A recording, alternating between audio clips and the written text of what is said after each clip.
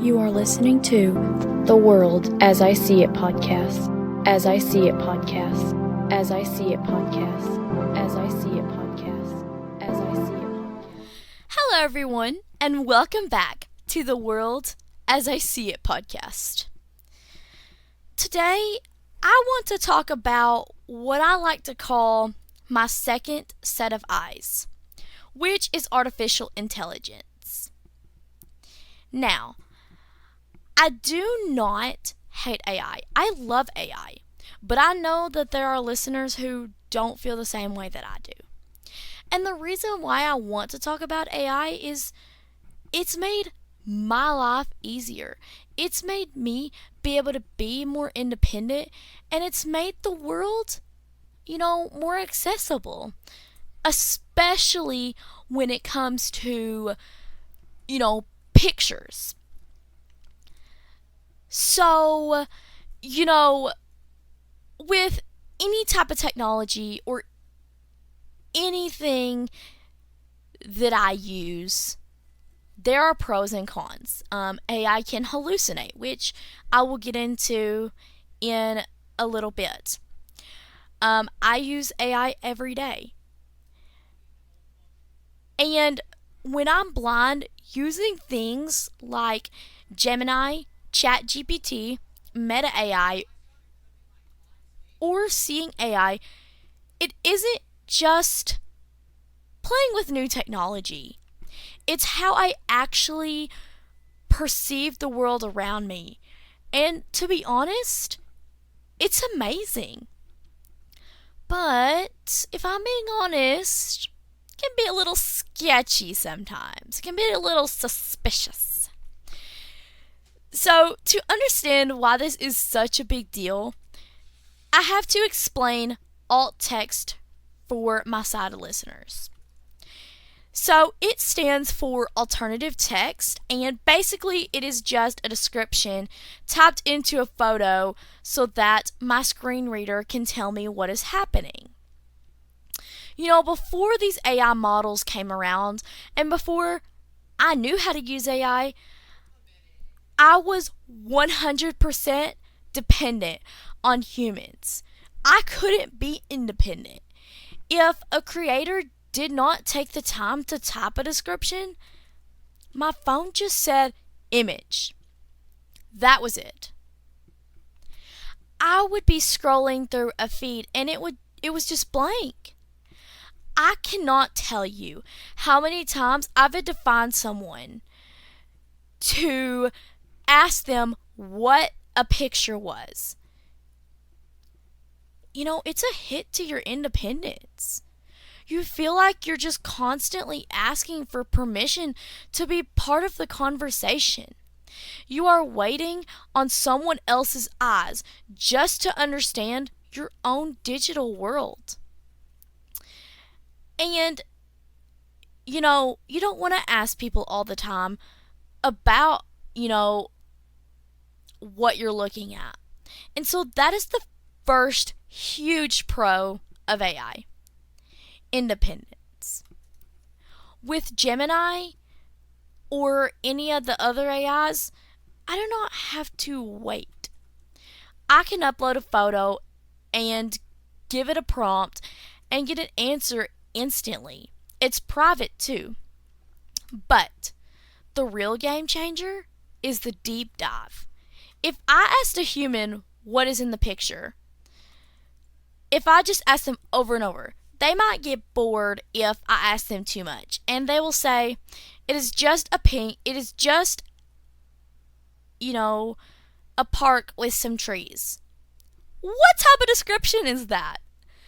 That is a vague description right there. And if you know me, I do not like a vague description. But, with AI, I can prompt it and I can dig and I can ask what kinds of trees they are, if the sun is hitting the leaves, or what color, the bench is. I can have a 15-minute conversation with a single image and get details a human may not, they may take for granted, and they won't take the time to answer that question. Another huge pro is how AI helps me manage my day-to-day life through devices like the Amazon Echo or the Alexa, and the AI, in these smart speakers. It's a lifesaver for organization. Think about something as simple as a kitchen timer or a grocery list. For a sighted person, you just scribble a note or you look at a clock.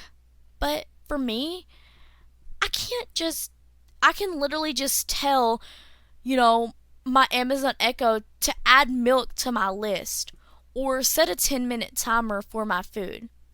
I can ask it to read me the news or tell me the exact time without having to try to find my phone. And it's a lot faster.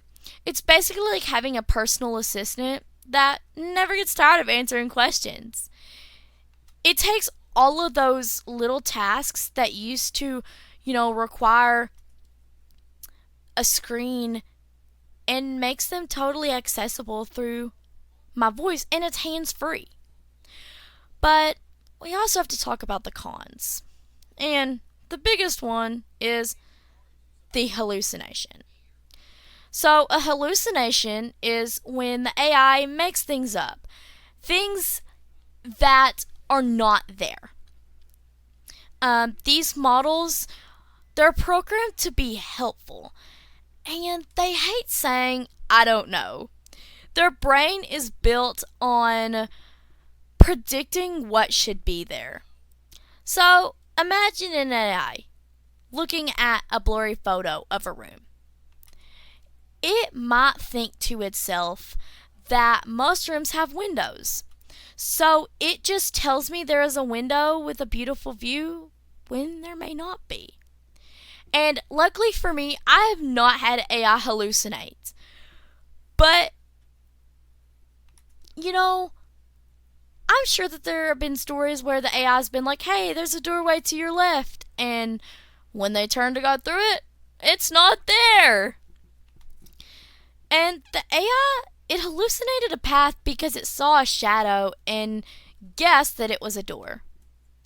Or, I'll give you another example. Think about labels. If you had two bottles the same shape, maybe syrup and hot sauce, and the label is a bit torn, the AI, it will just make it up. It will just guess wrong. It sees a couple of letters and fills in the blanks with whatever it thinks is most likely. And that is a mistake you're going to taste pretty quickly. It's a total mental game. Even though it hasn't, happened to me, I always have to keep that 10% of doubt in my mind. I'm always wondering if a robot is seeing the truth or if it's just having a dream. It adds a layer of mental exhaustion because you are always just fact-checking AI. And I do want to mention this. Sometimes when AI describes pictures, it doesn't have any feeling. So sometimes I like humans describing pictures better because they bring the warmth into it. They may say a family, they may just make it warm. They'll use words that make it feel like you're in the moment. But AI, it would just be like there's people, at a messy kitchen. And a human might say there's a family having fun and they just ate dinner, something like that. And that's just to give you an example. But at the end of the day, I would not go back to the way it was before. The independence is worth the occasional lie. But we are in a new era, and we all are figuring out how to handle AI and, photos that people may take, they might make with AI, or they're real. So we're figuring out this digital world and AI together. So, with all that being said, I really want your feedback to get some conversation going. You can comment down below if you are on YouTube.